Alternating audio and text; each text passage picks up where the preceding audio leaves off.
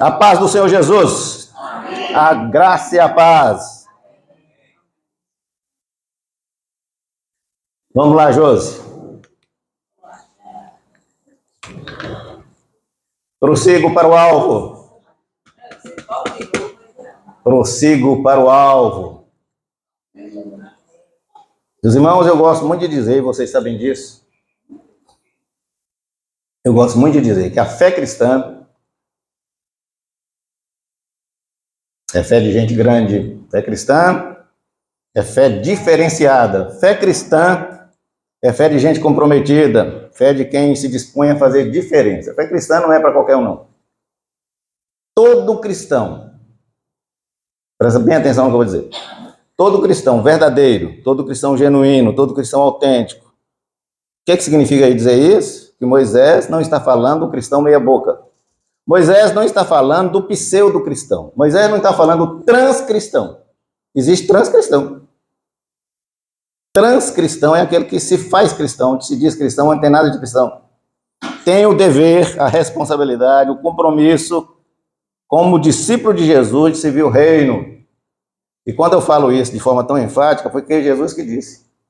Jesus disse assim, vai ter joio no meio do trigo. No meio da igreja, irmão Antônio, tem transcristãos. E quando Jesus falou essa parábola, ele falou assim, a parábola diz, vamos arrancar logo o joio. Não, Jesus, não, arranca não. Deixa crescer tudo junto, olha. Aí fica tudo misturado, os genuínos com os não genuínos. Aí Jesus falou, no dia da colheita, a gente separa o que presta do que não presta, deixa comigo.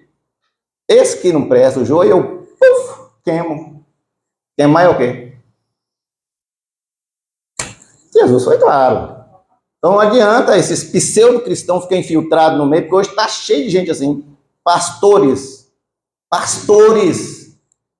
se dizendo cristão no púlpito da igreja pregando, não tem nada de cristão. Infiltrado no meio do povo de Deus, para perverter o maravilhoso evangelho da graça de Deus. Tem um nojento agora que está falando que tem, agora inventou, além do Pai, o Pai, Deus Pai, agora tem a Mãe Deus. Cada dia o sujeito inventa uma presepada. Joio no meio do trigo. É muito importante, então, que o legítimo cristão entenda que Deus não nos criou para a gente buscar a felicidade. Quem acredita nisso é o transcristão. O cristão de verdade não acredita nisso. O cristão de verdade... E isso foi uma coisa que o infeliz do diabo colocou na cabeça das pessoas. Isso é uma filosofia mundana. Isso é uma filosofia diabólica, enganosa. Isso é a filosofia do joio.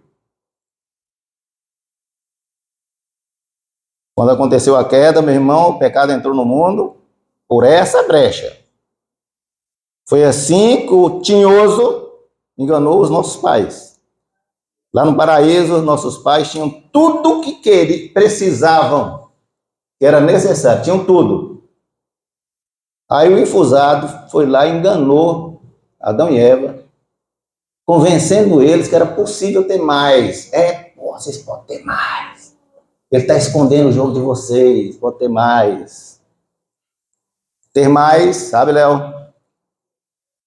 Leva a gente a uma falsa busca da felicidade. Cuidado com isso. Ter mais é um saco sem fundo. Porque o ser humano é assim. Quanto mais ele tem, mais ele quer ter. Isso é um perigo. Ter mais é igual aquele cachorro ficar correndo atrás do rabo. Porque o ser humano, ele não se contenta com o que tem. Se ele for cristão. Quer ver os exemplos que eu vou dar para vocês?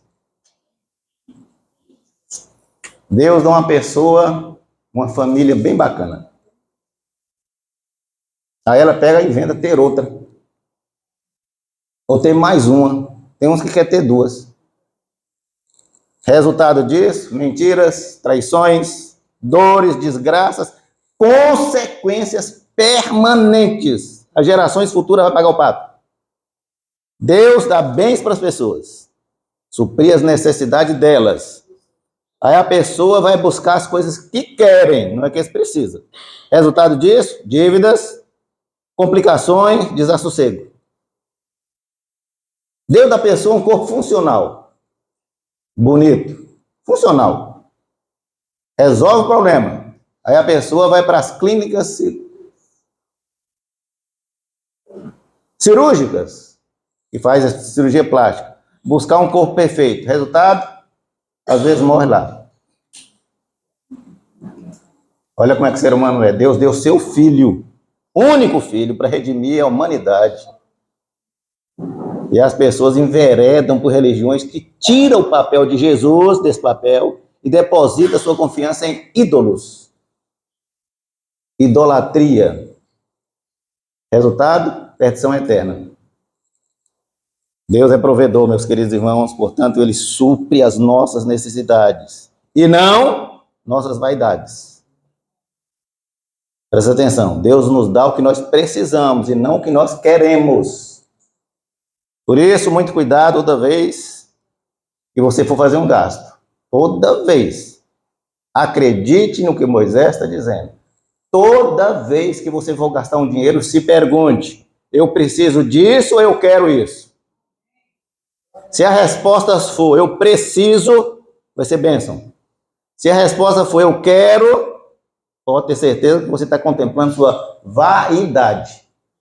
Presta atenção nisso. Por isso que é muito ter cuidado de ler o Salmo 23. Tem muita gente, o Senhor é meu pastor e nada me faltará. Nada. Esse nada do salmista é o que a gente precisa, o que a gente necessita. Deus nos supre do que nós necessitamos. Enfim, se ligue, porque essa busca pela felicidade que o diabo prega para o mundo é fake.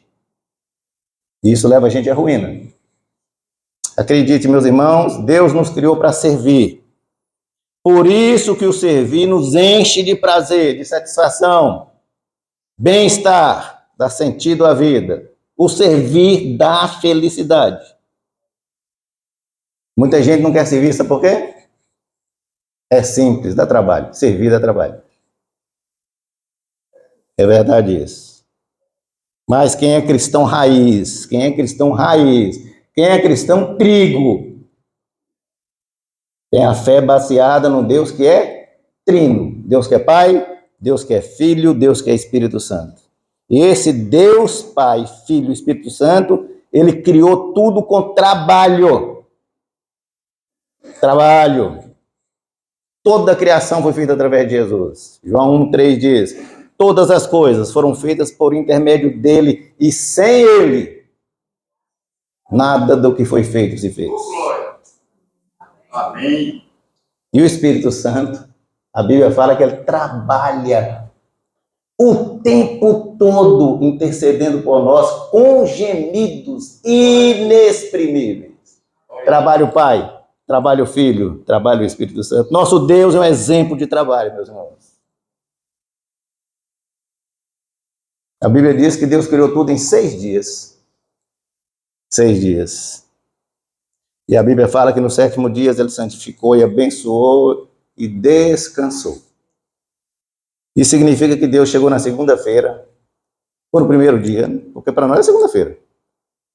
Chegou na segunda-feira, Deus, no 7º dia, eu vou tirar uma sonequinha, eu vou repor minhas energias, vou deixar para voltar no batente, segunda-feira.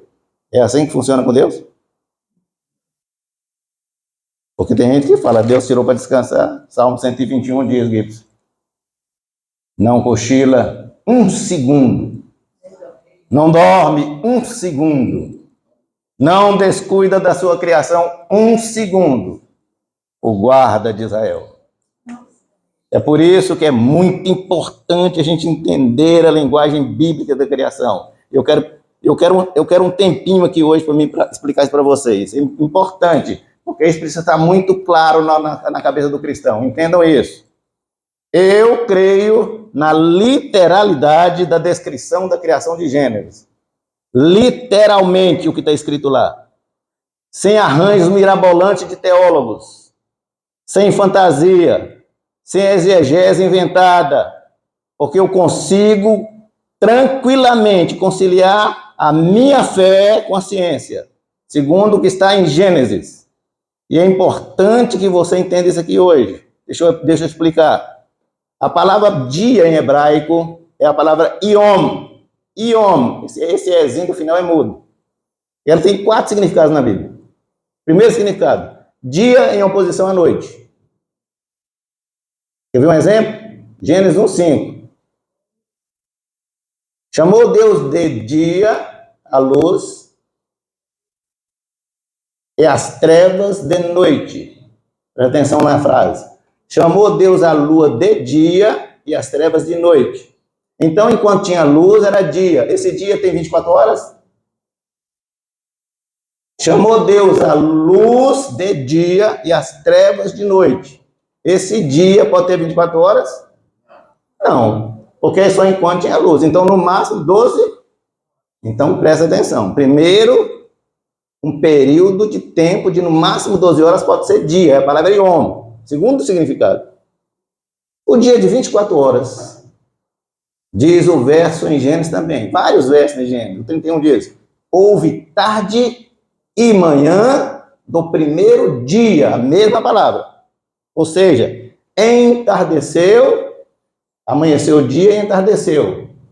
Depois a Bíblia diz. Amanheceu. O que significa isso? Nasceu o dia e chegou a noite.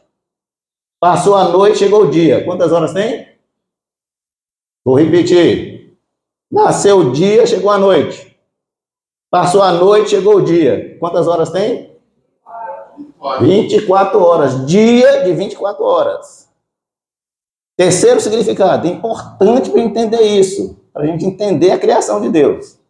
Dia como data, também está na Bíblia. No 6º ano da vida de Noé, no dia 16, a mesma palavra, Yom. Do 2º mês romperam-se as fontes do grande abismo, a água subterrânea. E abriram-se as comportas do céu, chuva que sobe. Dia. Nos dias do rei Davi, por 3 anos consecutivos, houve fome em Israel. Dia como uma data específica, mesma palavra, Yom. Agora presta atenção na 4º significado. Dia como longo período, dia como tempo, séculos, eras, mesma palavra, Yom. Porque, Salmo 94, porque 1000 anos aos olhos do Senhor são como o dia, a mesma palavra, de 12 horas, de 24 horas, de data específica. Porque 100 anos, 1000 anos aos olhos do Senhor são como o dia de ontem. Já se foi como a vigília da noite. Yom, mesma palavra. Pedro aproveitou isso lá no livro dele. Quando ele faz referência assim, dizendo, porque 1000 anos para Deus é como um dia. E um dia é como 1000 anos. Então, presta atenção.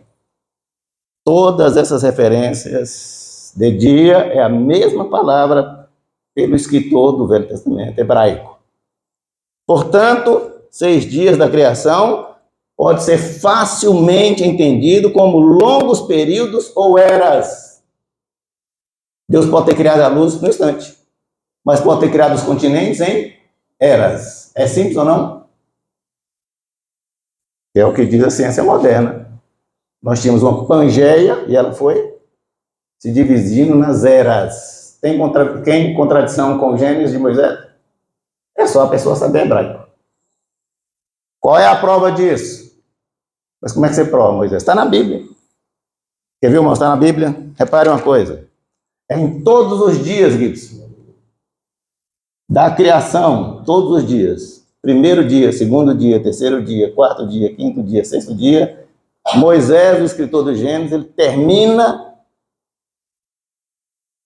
com a seguinte expressão. Houve tarde e manhã do 1º dia. Houve tarde e manhã do 2º dia. Houve tarde e manhã do 3º, do 4º, do 5º, do 6º. Ou seja, o que Moisés está dizendo? Entardeceu e amanheceu. Significa dizer que fechou o ciclo.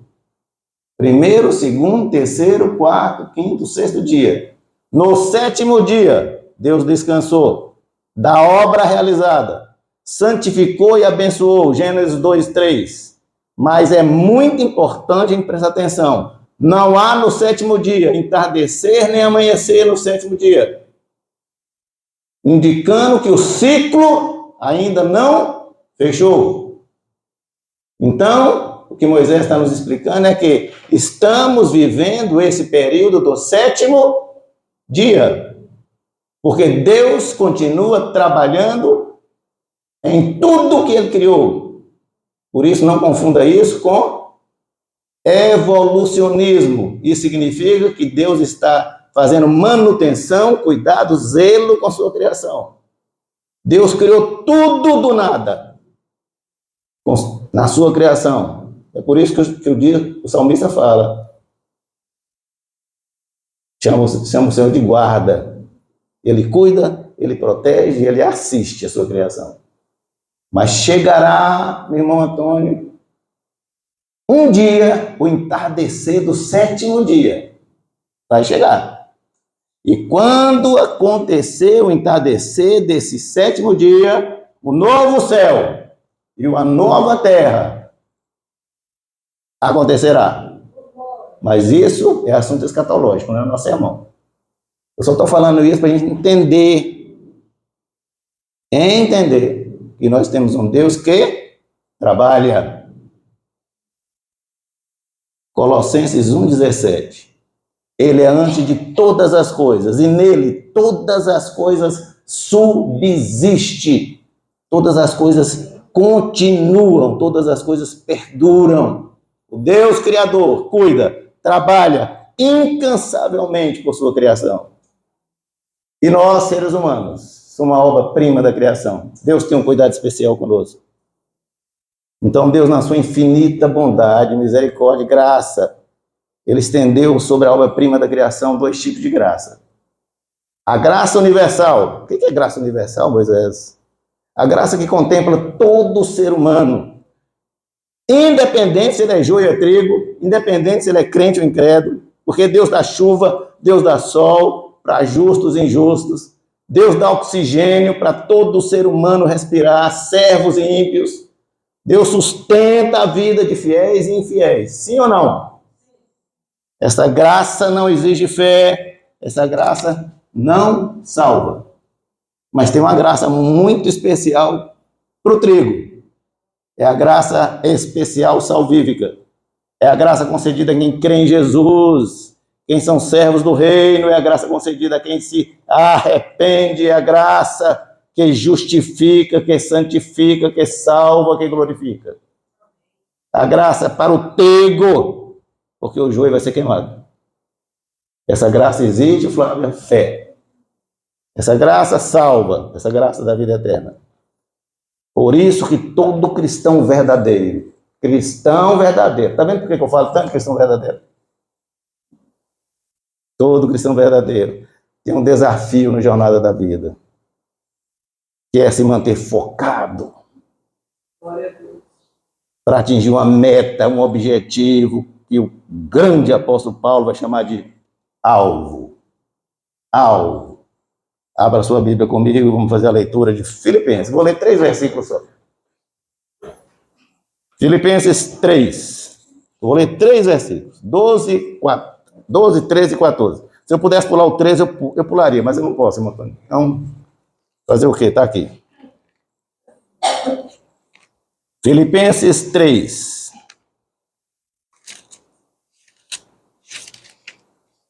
Quem tem dificuldade de achar na Bíblia é assim, Gálatas, Efésios, Filipenses. Gálatas, Efésios, Filipenses. Diz assim a palavra de Deus. Algumas Bíblias intitulam esse pequeno texto como a soberana vocação. Filipenses 3, 12, 13 e 14. Diz Paulo: não que eu tenha já recebido ou tenha já obtido a perfeição. Essa palavra perfeição aí, que Paulo quer dizer, é maturidade. Mas prossigo para conquistar aquilo para o que também fui conquistado por Cristo Jesus. Irmãos, quanto a mim não julgo havê-lo alcançado, mas uma coisa eu faço, esquecendo-me das coisas que para trás ficaram, avanço para as que estão adiante de mim, prossigo para o alvo, para o prêmio da soberana vocação de Deus em Cristo Jesus. Pense no homem que sabia o que estava dizendo. Prossigo para o alvo, para o prêmio da soberana vocação de Deus em Cristo Jesus. Abaixe sua cabeça assim como você está e vamos pedir para o Pai do Céu que esteja conosco agora até o final dessa mensagem. Por favor, então, esteja aqui agora, esqueça as coisas que estão lá fora e vamos ficar aqui com o Espírito Santo nos orientando.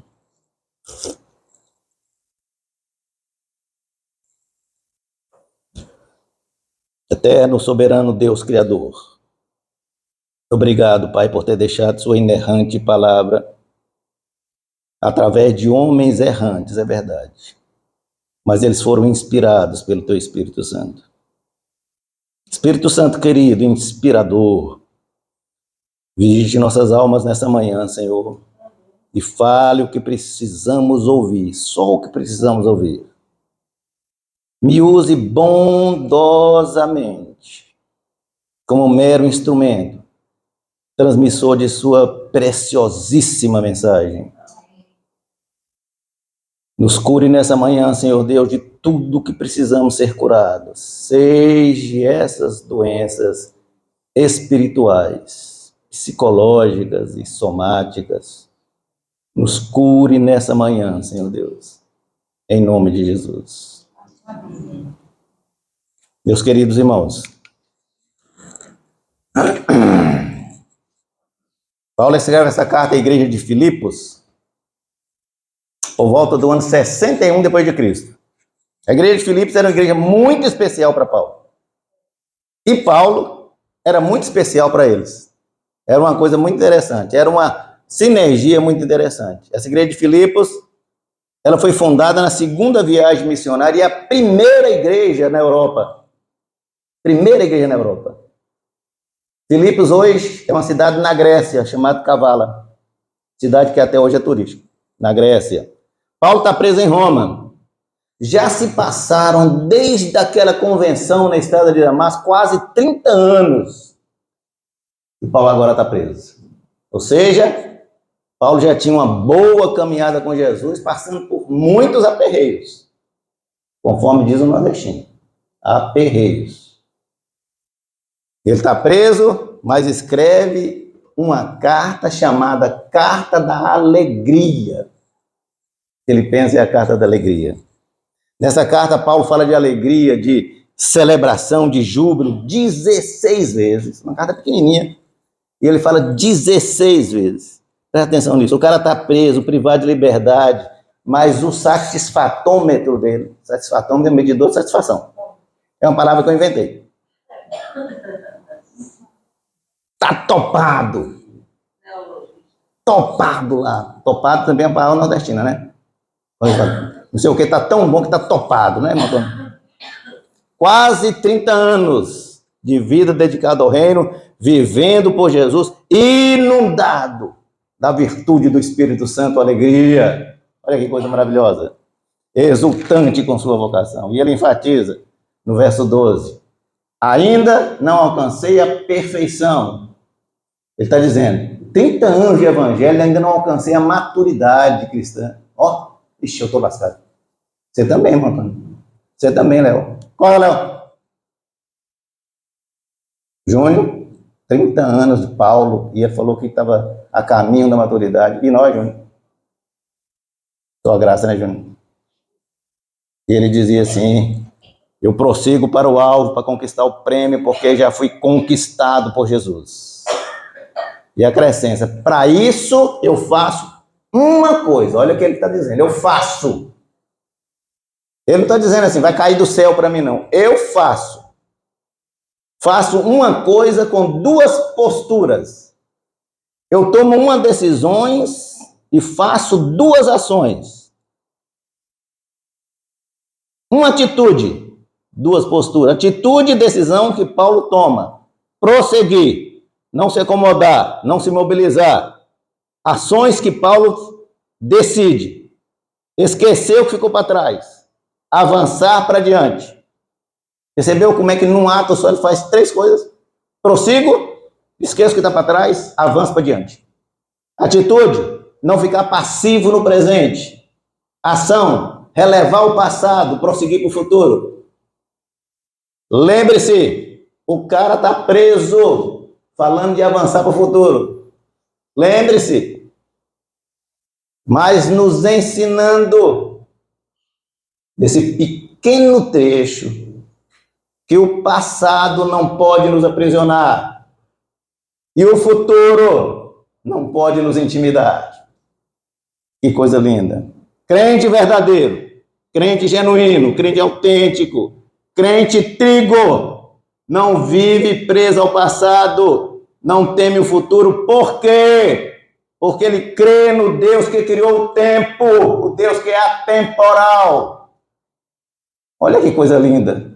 Nós cremos num Deus que é atemporal, ele que criou o tempo, por isso que ele não pode ficar preso ao passado, nem ter medo do futuro. Nós temos um Deus que tem gestão do tempo, ele criou o tempo.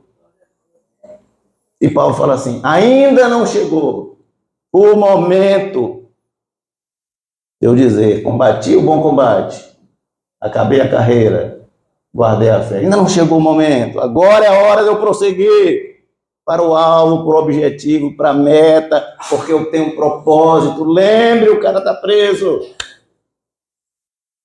Meu querido irmão, minha querida irmã, e que você que me ouve nessa mensagem, entenda uma coisa.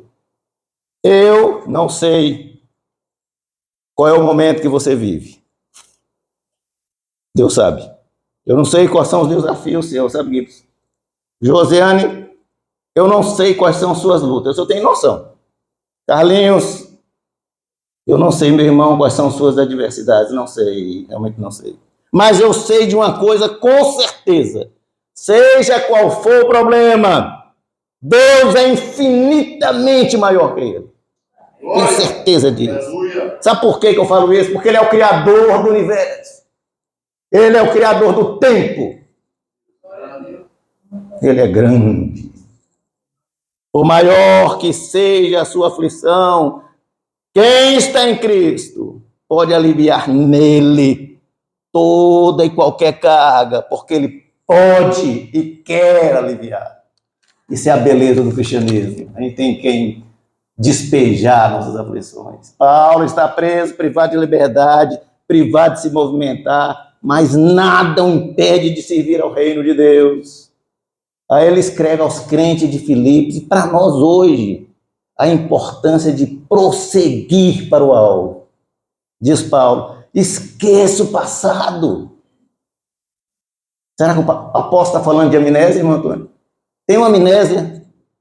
Delete o passado, apague as memórias, é isso que Paulo está dizendo? Não.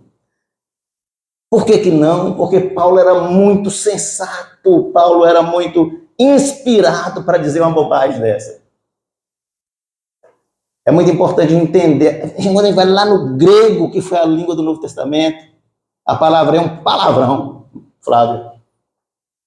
Epilantonomai. Olha o tamanho da palavra. Epilantanomai.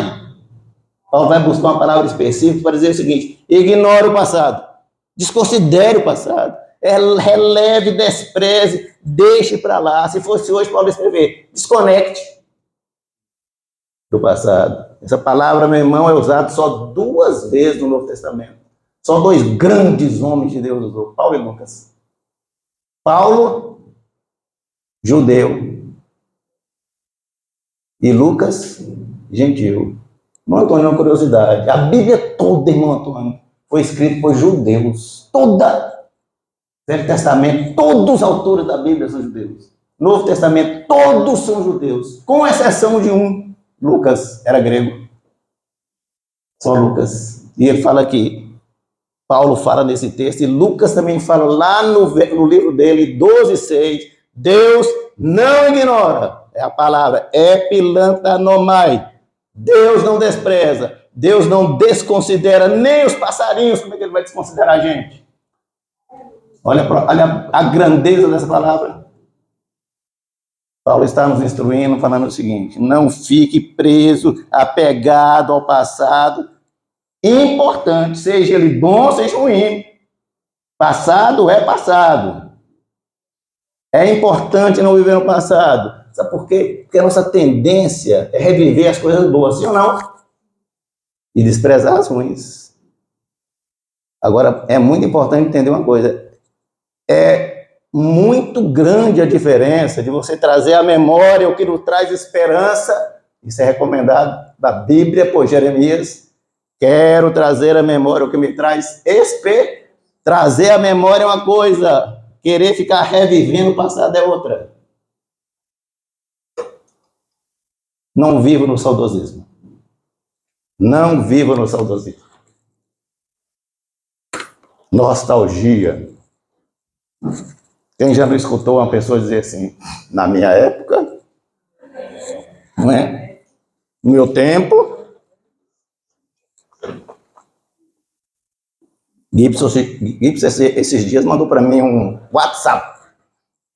Tinha 25 coisas do passado.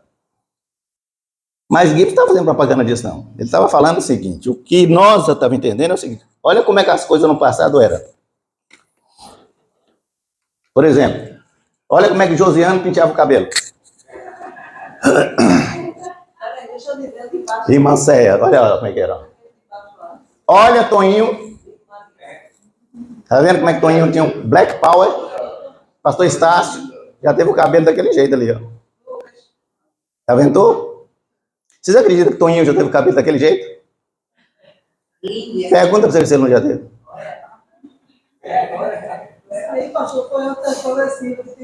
Pois é. E engraçado, tem umas coisas que vai e volta, né? Gibson já comprou muito lá no armazenzinho que ele frequentava, um balancinho assim, ó, na feira. O homem colocava pezinho de lá e de cá. O saquinho de trigo do lado de cá, de açúcar, e o pezinho do lado de lá, e eu ficava aquele trem. Eu já sou mais moderno, eu já sou mais novo, tô do lado de lá. Flavinha fez curso de datilografia, e ela se gabava. Eu tenho curso de datilografia. Pensou? Irmã Ivanise. Meu irmão, o dia que eu comprei o meu primeiro fax no meu escritório, eu ficava impressionado. Falei, gente, como é que pode um negócio desse? Como é que pode? Eu ponho um papel do lado de cá, sai do outro lado, dá para a pessoa ler. Mas como é que assim vai pelo fio, assim, um papel e chega e imprime lá? Negócio. Que negócio aqui? O João não faz muito tempo isso, não. Eu tenho fax lá em casa até hoje, que eu guardo umas presepadas antigas. Josi, esse dia, levou para os meninos da escola dela ver. Os meninos pensaram que era uma nave espacial. Vai tomar vacina para você ver, pensando que é hoje aquele negócio, gotinha na boca. Olha lá, olha o tamanho da agulha. Pense, menino, ó a pistola. O cara chegar com uma pistola daquela, a gente queria correr. Pois é, olha. Maria do Carmo Borges usou muito essa aqui de leite moça. Não usou, Caminho? Tá vendo tu? Pastor Estácio era mais moderno, usou daqueles lampiãozinhos lá. Não, já usou, pastor? Tá vendo tu? Olha. Agora, ó Léo, agora, tá vendo? Quando eu entrei no ginásio, esse dia eu tava comentando com o Josi, eu entrei no ginásio muito miúdo, sabe, Léo? Porque eu entrei muito cedo na escola, com 6 anos, já tá no primeiro ano, né? Primeiro ano, 6 anos. Segundo ano, 7. Terceiro ano, 8. 8, 9, exato. 10 anos eu estava no ginásio. Aí o que aconteceu? O ginásio, meu pai era ferroviário, aí o ginásio só tinha de noite. Aí aquele pisquilo, de noite. Eu tinha um colega rico, ele ia de Galaxy para a escola. Ou retado, o carro comparava assim. Eu falava, menino de Deus.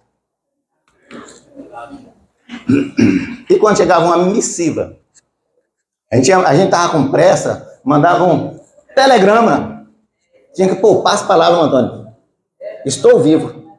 Vivo estou. Porque era cara por palavra. Perceberam? Então a gente olha para essas coisas São coisas saudáveis, tá vendo? Mas tem gente que está preso nisso. Fica preso, pastor Estácio. Relembrar, meus irmãos, do passado não faz mal. Pelo contrário, é até divertido, não é? Você não viu como é que nós divertimos aqui? Não é divertido relembrar o passado? O problema é quando você quer viver o presente no passado que ficou. Aí a coisa complica. Foi bom, pode ter sido importante, mas passou, meu irmão. Já foi, já era.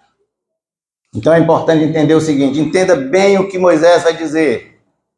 É muito importante a gente entender isso. O que destrói o melhor nas nossas vidas não é o pior.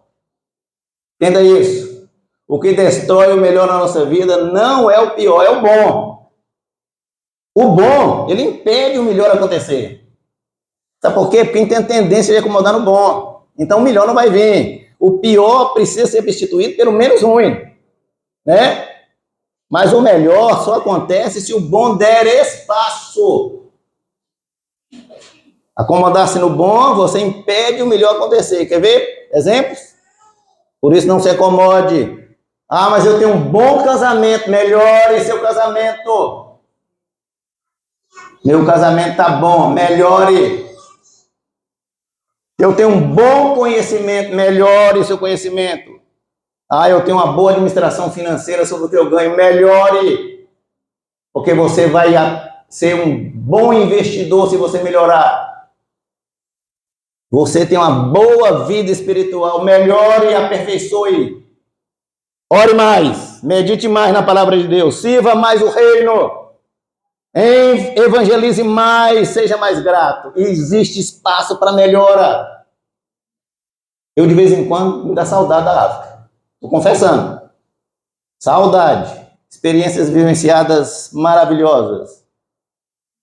Eu sei que foi o maior presente que Deus me deu na minha vida profissional e ministerial. Tenho certeza disso.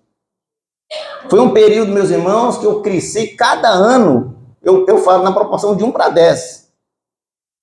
1 para 10. Quer dizer, cada um ano eu evolui 10. Tenho uma absoluta convicção que voltei outra pessoa, com outra cosmovisão do reino. Mais comprometido, mas passou. Passou. Porque para mim, todo aprendizado é para novas aprendizagens. Aprendi. Passou. Isso tem que servir para novas aprendizagens. A cada dia eu preciso crer, o melhor de Deus ainda está por vir na minha vida. E qual é o remédio eficaz do Evangelho para isso? Fé, esperança. Fé e esperança. Por isso não permita que o saudosismo do passado lhe roube o melhor de Deus para a sua vida. Não fique preso. Porque Deus tem para amanhã o que foi melhor hoje. Entenda isso. Rompa em fé. Prossiga com fé. Prossiga com esperança. Nós cantamos aqui antes do culto um belo louvor que diz assim, de Nando de Azevedo: os sonhos de Deus são maiores que os meus. Ele vai fazer o melhor por mim. O melhor por mim. Ele vai além do que eu possa ver. Por quê? Porque ele faz o que eu não posso fazer. Sou pequeno e frágil, mas ele é Deus. Ele faz o melhor pelos seus. Olha que coisa maravilhosa. Não viva apegado ao bom passado, porque Deus tem coisas melhores para a gente. Mas tem gente que vive pior que isso. Tem gente que vive apegado ao passado que foi ruim. Que foi ruim. E o passado que foi ruim, meus irmãos, é um tormento. É tormento. Não permita que experiências do passado ruins travem seu presente. Comprometa seu futuro. Coisas ruins devem ser apenas lições aprendidas. Mas não pode nos amarrar, não pode nos atracar, não pode nos ancorar. Nossas vidas. Prossiga para o alvo. Eu creio que poucas pessoas no mundo passou o que Paulo passou. Pense no homem que tinha tribulações pesadas. Olha aqui, Paulo. Foi perseguido por judeus, mas também era perseguido pelos cristãos, porque os cristãos não acreditavam nele. Esse cara que estava perseguindo Jesus até esse dia, nós, matando gente, matando crianças. Como é que vamos confiar num cara desse? Já os judeus achavam, isso é um traidor. Virou a casaca para o lado dos cristãos. Então o cara é atacado dos dois lados. Meus irmãos, Paulo sofreu flagelos e açoites. Paulo foi apedrejado, sobreviveu. Paulo sofreu naufrágios. Paulo foi picado por cobra. Paulo passou fome, Paulo passou sede, Paulo passou necessidade. Paulo passou por doenças sérias, Paulo era praticamente cego. A experiência na estrada de Damasco, Deus restaurou as vistas dele, mas deixou as sequelas para ele aprender. Porque na vida é assim, todos os nossos pecados ficam sequelas para a gente não esquecer. Paulo tinha um espinho na carne que o atormentava, e ele pede a Deus, me livre, e diz, Deus, não, a minha graça te basta. Ele sofria de acusações falsas das igrejas que ele mesmo fundava, calúnias. Ele era tentado ferozmente pelo diabo. Ele foi preso no mínimo 4 vezes. Pense num sujeito que sabia o profundo significado de aflição. E ele diz, para mim e para você, este tanto de coisa ruim que eu sofri por amor a Cristo, eu simplesmente esqueço, relevo, deleto da minha vida.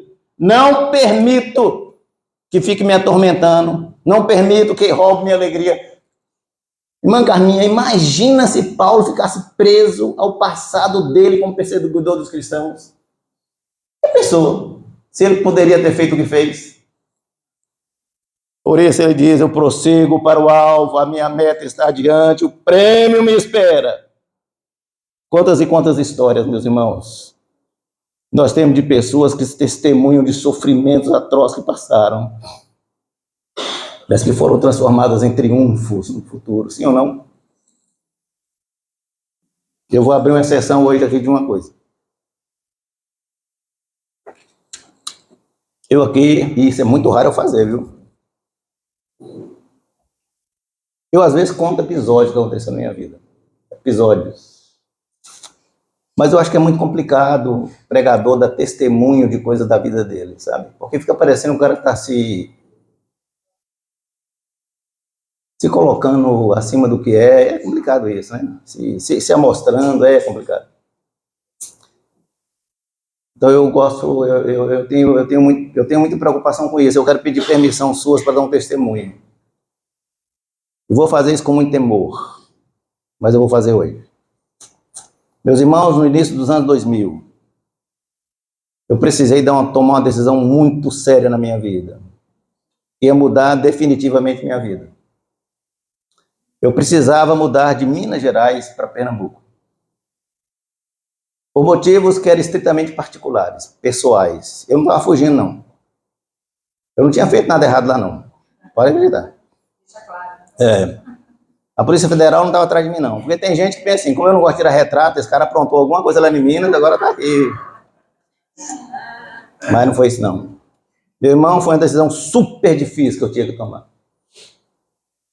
Mas eu entendi que naquele momento era necessário. Fala, Flavinha.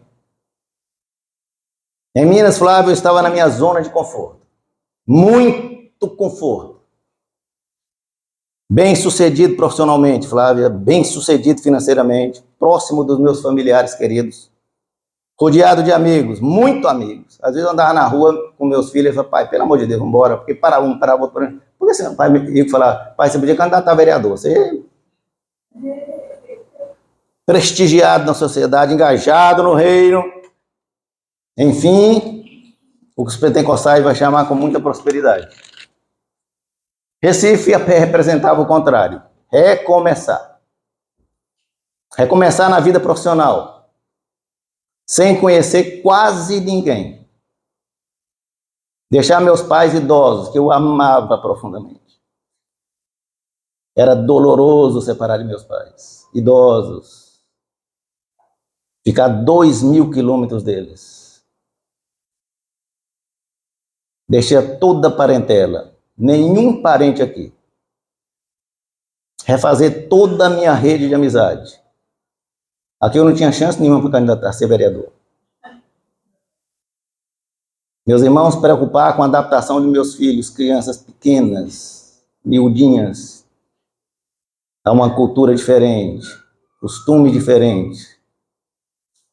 Aprender a geografia da cidade, meus irmãos. Acostumar com esse trânsito danoso que aqui tem, insano. Meus irmãos, me davam uma angústia tão grande quando eu queria ir no lugar e não sabia como fazer. Não tinha Waze. Eu saí do meu local de trabalho, às vezes pedi um colega meu, leva o carro para mim, por favor, que é difícil demais aqui.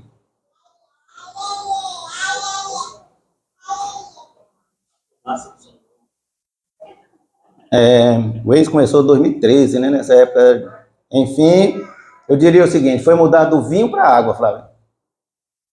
Mas era necessário, Moisés teve que fazer. Desafio de novo aprendizado para novas aprendizagens. Meus irmãos, eu comecei com ganhos financeiros aqui em Recife, que representava meu dízimo em Minas. Um grande amigo, que hoje ainda é meu grande amigo, ele me ofereceu uma consultoria numa grande empresa de organização, uma ONG de ajuda humanitária. Muitas e muitas vezes, no momento de angústia, o diabo vinha no meu ouvido. Se entregue, sujeito. Se renda. Entenda, você foi derrotado aqui. Eu comprei um carro, coloquei o nome dele de Efraim.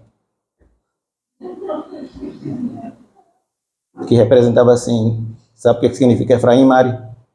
Deus me fez próspero na terra da minha angústia. Era muito significativo para mim. Um Fiesta vermelho. Vermelho, irmão.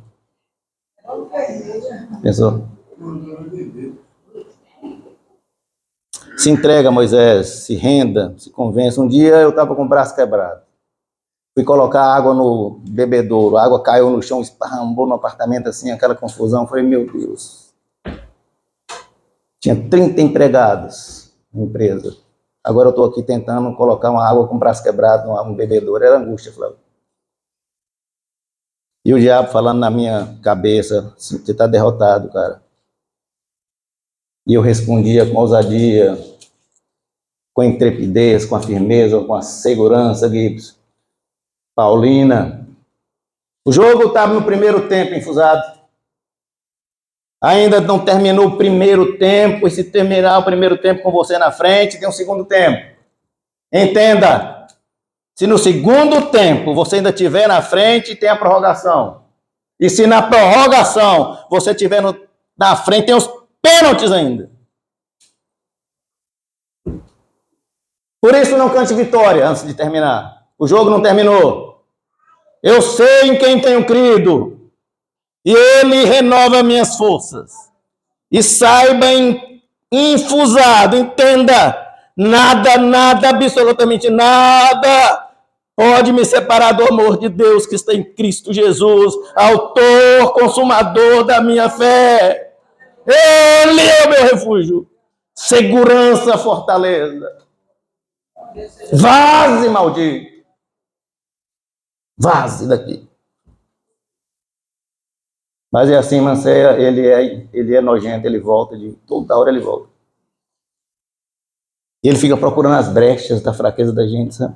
Meus irmãos, quando eu digo aqui que a gente tem uma ferramenta poderosa na nossa mão, que é a nosso favor, que é a oração, acredite no que eu estou dizendo. Acredite. Muitas e muitas vezes, nos meus momentos de fraqueza, de aflição, de dor, tinha joelhos dobrados me sustentando. Deus estava trabalhando em processo que eu desconhecia. Minha mãe sempre dizia para mim, Gibbs, quando eu ligava para ela, às vezes aflito, ela dizia, filho, se mantenha firme. Se mantenha firme nas promessas do Senhor, porque Deus restaura tudo na vida da gente. E ela falava uma frase que eu nem sabia de onde eu tinha tirado, com juros. Com juros. Onde que mãe aprendeu sobre economia, eu não sei. Porque ele é fiel. Passou por cerca de 10 anos, meus irmãos. Deus me preparou em Recife para o mais abençoado desafio da minha vida. Por mais ou menos 10 anos, Deus me possibilitou ter expertise, profundo conhecimento, para corresponder na mais agraciada missão que Ele tinha para a minha vida. Até hoje, que eu acabei de falar para vocês, servir na África, era Deus me preparando. Então, como eu disse para vocês, eu cresci na África na proporção de 1 para 10. Em 4 anos, eu e Josi, nós ressignificamos nossa vida. Nossa vida foi transformada de forma extraordinária. A nossa vocação missionária foi espetacularmente mudada. Ao sair da zona de conforto em Minas, meus irmãos, e passar por essas duras provações em Recife, pela bondade, misericórdia, fidelidade de Deus, eu não fiquei no saudosismo de Minas. Eu não fiquei o tempo todo reclamando da melhor comida do mundo, que é de Minas. Simone sabe disso. Não fiquei preso no deserto sombrio. Aprendi a gostar do charque. Cuscuz. Por isso, meus irmãos, não fique preso ao deserto da tormenta do passado. Não fiquei preso lá, porque eu tinha plena, absoluta convicção que o melhor de Deus na minha vida estava por vir. Meus irmãos, passados dolorosos, mantidos no presente, Manceia, é dor dobrada. Não permita que as aflições, tribulações, experiências traumáticas do passado te escravize, prenda lá, prossiga, porque o raio já foi enterrado. Caiu, foi aterrado. A cura para a nostalgia, Simone, é fé e esperança. A cura para o tormento, só o evangelho, só o cristianismo tem essa ferramenta, essa coisa poderosa chamada perdão. A fé cristã tem um antídoto poderoso, um remédio 100% eficaz, curativo, infalível, perdão. Perdão no cristianismo, meu irmão, é você pegar a nota promissória, olhar para ela, da sua dívida, irmão Antônio, rasgar a nota promissória, jogar ela no saco de lixo, amarrar o saco de lixo, colocar ela no lixo e colocar lá onde o caminhão do lixo passa e leva. Isso é o perdão no cristianismo. Aí você fala, estou livre disso. Só o maravilhoso evangelho de Jesus tem esse conceito de perdão, meus irmãos. Com essa profundidade.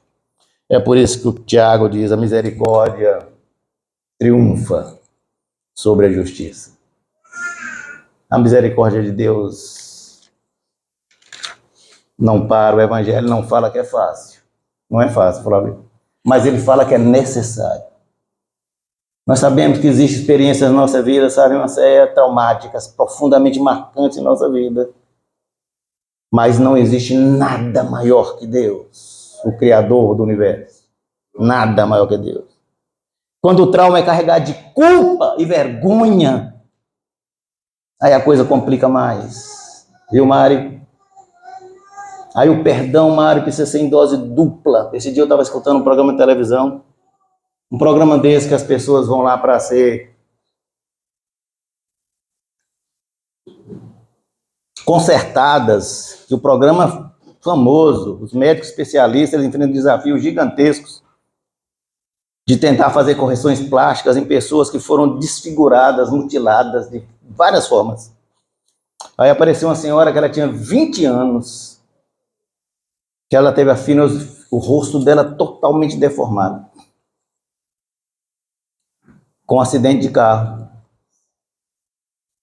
Por isso ela tinha dificuldade até para respirar. O médico perguntou para ela, no dia do acidente, quem estava dirigindo?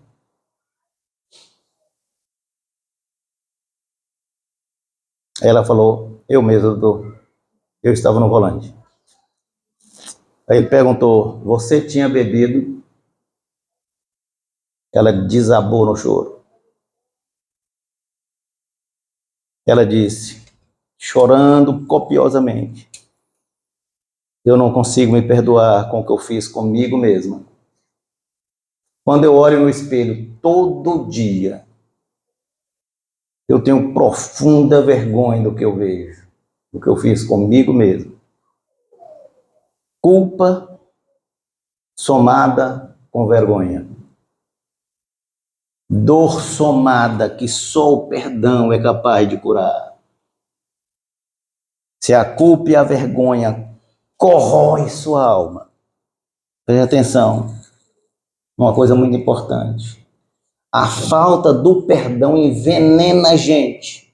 É como se a gente tomasse um veneno para o outro morrer. Águas passadas não movem. Libere perdão, meu irmão, prossiga. Mas isso é decisão. Deixa eu concluir. Esquecendo-me das coisas que para trás ficaram. Faço uma coisa. Preciso fazer. Preciso trabalho. Preciso de decisão, determinação e coragem. Em 1517, no dia 31/10, ou seja, 507 anos, viu, Flávia? Martinho Lutero rompeu com seu passado. Monge augustiniano, ele publicou 95 teses fazendo pesadas e fundamentadas críticas contra a Igreja Católica, que praticava monstruosidades contra o cristianismo. Segundo a tradição, Lutero pregou na porta do castelo, na igreja do Wittenberg, na Saxônia, que hoje é parte da Alemanha, 95 teses que livrou o verdadeiro cristianismo, o cristianismo do trigo, de práticas pecaminosas institucionalizadas. A Igreja Católica Romana vendia indulgências, comercializava certificado de perdão de pecados, garantindo a salvação em troca de dinheiro. O nível de corrupção e nepotismo, irmão Antônio, era pior do que o PT na época da Lava Jato. Pensou? Já teve coisa pior do que o PT. Os altos cargos da igreja, irmão Antônio, eram vendidos e concedidos para os apadrinhados. Defendia a tese que o Papa era infalível, ou seja, era Deus. Quem infalível é só Deus, sim ou não? Sim. Abusos sexuais eram praticados normalmente no clero, normal, tudo acobertado. Meus irmãos, existia uma perversidade tão cruel e perversa com os dissidentes, que a igreja tinha uma prática chamada emparedamento. Sabe o que era, Júnior? Pegava a pessoa que era dissidente, colocava num cantinho assim, ou num lugar pequenininho, levantava uma parede perto dele e ficava em pé. Levantava uma parede até no teto, a pessoa ficava sem luz, sem água, sem comida, até morrer. Pense numa atrocidade que a gente não consegue entender. Flávia, já houve coisa pior que o 8 de janeiro de Xandão. Pensou? Os pobres, meus irmãos, eram oprimidos, explorados, para que a igreja enriquecesse cada vez mais. Por isso que o grande patrimônio da Igreja Católica está manchado de sangue de inocentes. O Vaticano até hoje, presta atenção no que aconteceu, o Vaticano até hoje é um país independente e soberano dentro de outro país, de uma cidade independente, que é Roma, na Itália. Presta atenção, jovem. Com decisão, com determinação, com coragem, os reformadores falaram: chega! Vamos romper com isso. Basta! Sola gratia. Salvação é só pela graça. O preço já foi integralmente pago na cruz. Sola fide. Justificação. Se o preço já foi pago, só a fé no Salvador Jesus salva. Solos Cristos. Só Jesus. Ele redentou, ele remidou. Só Jesus salva. Só a Escritura. Só a inerrante, infalível palavra de Deus é a autoridade suprema para a nossa fé cristã. Só a Escritura. Solo deu glória, toda honra, todo louvor, toda adoração, todo o poder ao Criador do universo, o nosso Deus único. Meu Deus, queridos irmãos.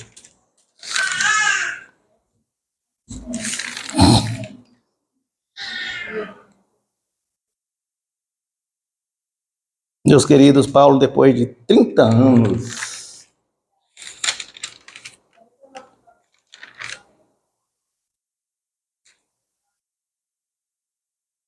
está preso em Roma, nos ensinando a virar a página do passado. Irmã Evanilza, eu comecei essa mensagem hoje falando de temos um Deus que trabalha, não foi? E falei que ele trabalha incansavelmente pela criação dele, não foi? Por isso ele trabalha por nós. Mas ele precisa de uma decisão nossa, irmã Evanilza. Ele diz assim: vocês precisam decidir abandonar o passado.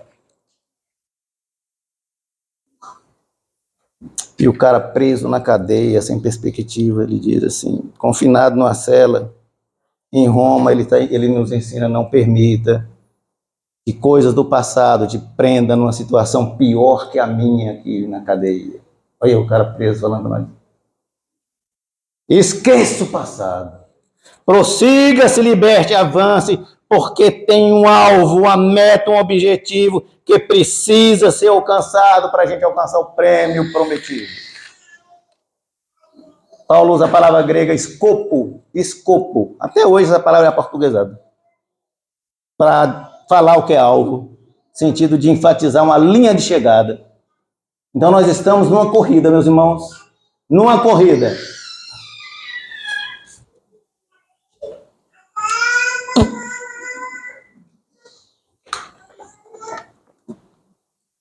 A vida é uma jornada, a vida não é uma corrida sem meta, é uma maratona. Então é muito normal que a gente tenha momentos de aflições, desgastes, desafios, mas é importante a gente entender que cada metro que a gente passa, supera nessa corrida, vai nos aproximando da promessa de Deus de termos um prêmio no final. Cada metro que passa, às vezes nos arrastando, às vezes com dores, mas cada metro nos aproxima do prêmio. Nessa corrida, meus irmãos, não dá para olhar para trás, porque senão a gente não prossegue, pelo contrário, a gente cai a queda certa. Não é possível a gente dirigir olhando pelo retrovisor. A gente vai bater o carro. Por isso que eu falei hoje de manhã, uma mensagem que eu mandei convidando para o culto. O dia mais importante da nossa vida é hoje. Entenda isso. O momento mais importante da sua vida, Simone, é agora, aqui. Por quê, Moisés? Porque aqui, agora, você pode ressignificar o seu passado.